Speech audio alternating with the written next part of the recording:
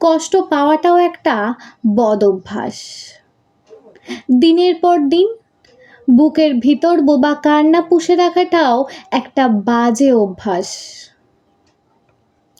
প্রতিদিন নির্দিষ্ট কিছু কারণে চোখের পাতা ভিজিয়ে ফেলাটাও একটা বাজে অভ্যাস।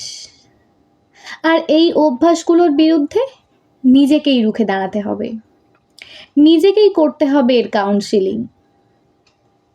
আর নিজেকে বোঝাতে হবে যে না, আর নয়। অনেক তো হলো মেকি হাসির পিছনে গুমড়ে গুমড়ে মরা। এবার থেকে যতবার হাসির কারণ আসবে প্রাণ খুলে হাসব। আর হাসির কারণ কম পেলে আশপাশ থেকে এর হাসার রসদ খুঁজে নেব।